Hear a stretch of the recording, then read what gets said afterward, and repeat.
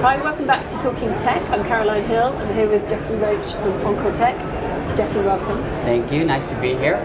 Thank you for chatting with me. For people that don't know Encoretech, tell us what you do. So Encoretech is a change, strategy, user enablement company. We also do document management systems. So it's kind of a scattershot, but it's typically end-user facing, like interacting with the lawyers after the tech is in place. It's typically what we do. And what sort of firms, what sort of size firms would you say you work with? We work across the spectrum, but my particular client base would be large legal.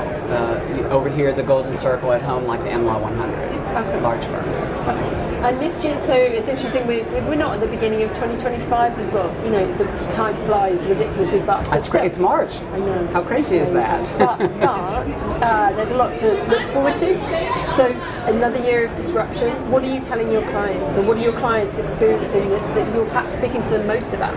Yeah, I think this is like an incredibly disruptive period for law firms and for lawyers. And obviously AI is a large chunk of that, because not only is it its own independent thing, generative AI, but it's worming its way into every system we have, into document management, into time and billing, into Microsoft Office. So there's really no escaping it, but there's no clear direction on exactly how to take advantage of it or how to use it. Are there lots of contradictions, would you say, in terms of perhaps expectation versus maybe lawyer expectation versus client expectation? Absolutely. So, in firms, obviously we have outside counsel guidelines, and they sort of dictate our behavior. But the reality is, a lot of lawyers, especially younger associates, they don't read those outside counsel guidelines. They're not aware of those outside counsel guidelines. And some of them these days absolutely prevent the use of AI at all. And others say you must document every time you use AI in our legal work product. We have to know that you used it.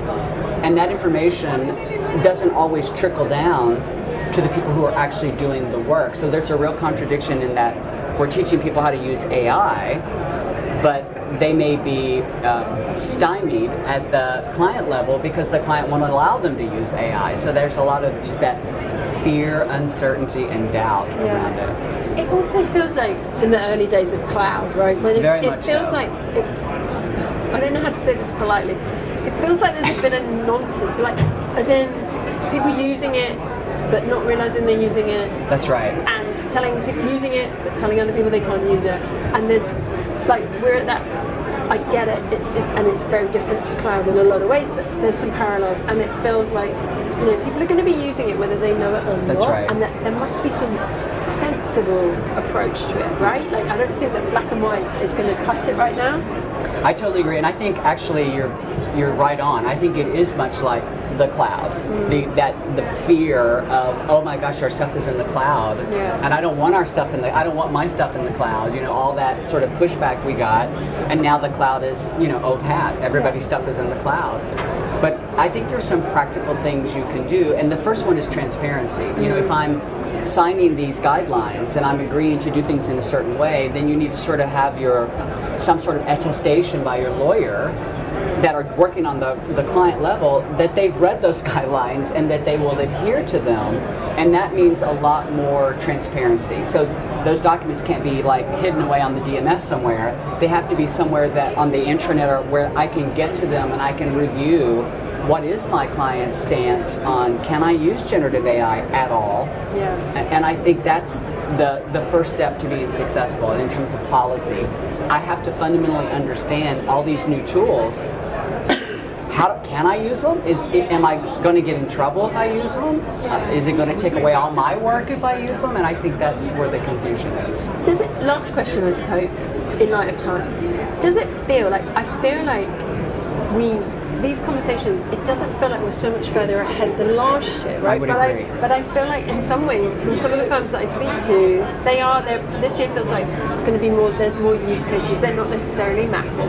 There's lots of vendors who are building AI. In the DM space, for example, they're doing some quite cool stuff with AI. They're building it and baking it into the product. They've got integrations with Copilot, etc., etc. Yep. So in many senses, we are a lot further along. But these conversations that you're having, Does it feel still like we're still having those very sort of like basic I think so. conversations? Yeah, I think the profession, the legal profession as a whole, is still a bit stuck in sort of 2024 vibe, 2020. They're still kind of figuring it out.